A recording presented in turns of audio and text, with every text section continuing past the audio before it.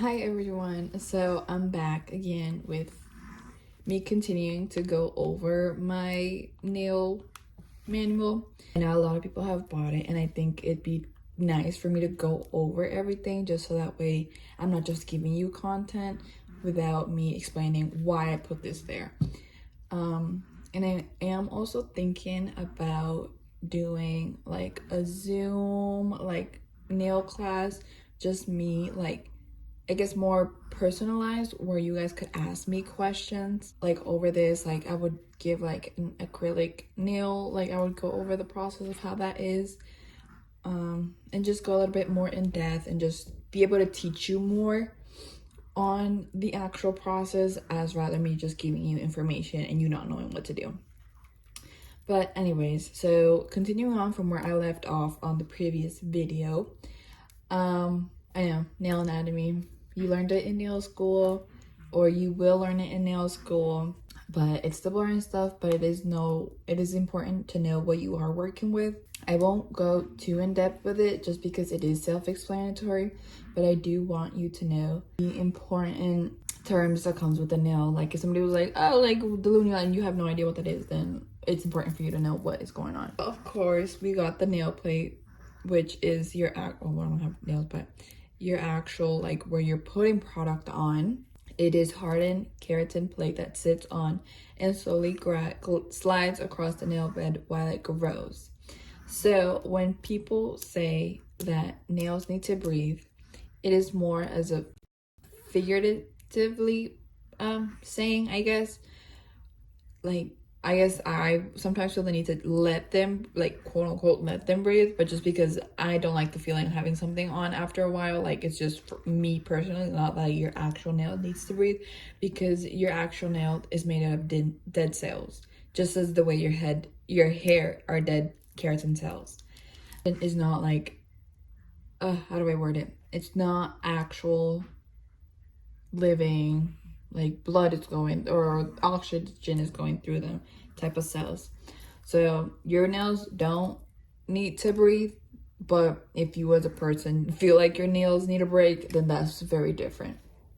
So the nail plate is the part that we prep, that we buff, apply our product, etc. The free edge is like the white part of your nail, I guess. Yeah, the pink part is what's attached to the actual nail bed, where there's like under your nail plate is little blood vessels and little stuff. So that's why when you cut yourself a little bit too much, you start bleeding. But then whenever you're like cutting the nail, you want to make sure you don't leave a little bit of the free edge, because you don't want it to be too close to the finger or too close to this pink part, because that will hurt and it could cause infections, because you're leaving an opening for bacteria to enter where the nail bed is exposed. So yeah, like I said, cutting it too short can lead you to cutting the hyponychium, which could cause infection since it is skin and blood cells going under there. So this is the hyponychium, slightly thickened layer of skin that lies between the fingertip and the free edge of the nail plate. So just make sure you're not cutting that there. So there are occasions where the hyponychium grows with the free edge. That word, once that happens, it starts with a, I don't know how to say that word, I don't know, but I'll put it right here. So I have it going on, wait.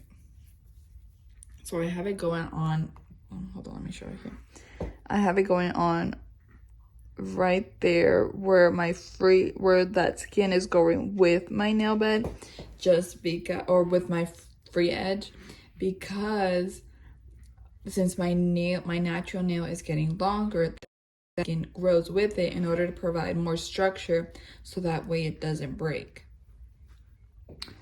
So just when you're cutting, just make sure to look at your clients if they do have long nails, so that way you're not cutting that part, because that part will hurt since it is living skin. So down here is the matrix. So it controls the growth in the nails. It controls, or it has nerves, lymph, and blood vessels to nourish the matrix cells. So when people injure their nails, when some people have like deformed nails or they have it growing funky, it is because they injured their matrix at some point, which changed the way the actual nail plate will grow. So some people will have like a dent in their nail or like a groove, and it's because they injured their matrix at some point, and there's no way of fixing that, I believe. Don't quote me on that. So if you injure your matrix in any way, there is a huge risk that it will change the way your nail grows, or even if a nail grows at all, like your nail will just not grow at all, because the matrix is what controls the growth of your nails. So, and then we've got cuticle and the eponychium. So the eponychium is living skin at the base of the nail plate covering the matrix area. So it is this living skin right here. It is right over the matrix.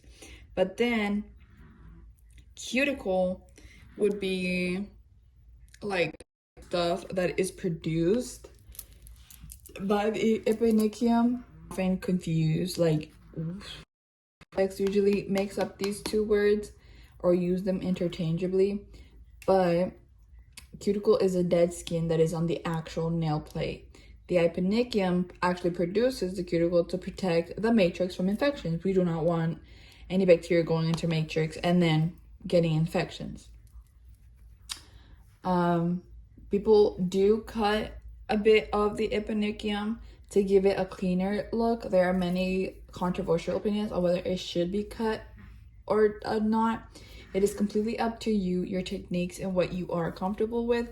I do cut it, but only when it's necessary. So I go in, so obviously I push back the cuticle. So I do push back the cuticle, and then I go in with the flame bit, and then I go with the round bit, the ball bit, and then anything that is lifting, that is white from here, I will cut. But say like right now, I wouldn't cut anything right here because I just don't have anything that is lifting. I would take off these white spots because that's the cuticle that my eponychium has produced, which would affect your prep if it's not removed. So like, yeah, I do cut it only when it's necessary. On some clients, I will cut a lot because their eponychium just grows all the way to the bottom, and it wouldn't make sense for me to leave it on there and them not just having half of their nail done. So I push it up, get under there, clean it, and then cut any excess, so that way their nail knows to not grow over excessively into the nail. So like many in my videos of like me nail prepping, I'll put some in here. You can just see how, like, I think I have two videos. One of me doing it on my nail, and then one of me doing it on somebody else's nail. But it's practically the same process as everybody. If somebody doesn't want me to cut their cuticle, I won't. I'll leave it up to them, like for them. But I usually do, just because if you leave more of an eponychium that is over, it is going to produce more cuticle, which will affect their nail growth or the retention of their nails. The lunula, I don't know how to say the word, is a half moon shaped area of the matrix. It has no purpose, but they say it determines how the nail will look like. So if it's a nice round nail or a round lunula, your nail will grow roundish, etc. Most of them, I think only my thumbs have a lunula, but the rest don't. So I mean, it's not something much to care about. We've got the nail folds, you guys should know. And then, so healthy nails are smooth, shiny, firm, and flexible, with pinkish no spots, ridges, or hollows. It is important to know what a healthy and an unhealthy nail looks like, so that way you're not working on nails that do need to take a break, or nails that are infected, or nails that just wouldn't be able to hold on product and you would be damaging them more. And this page is kind of just going over what I said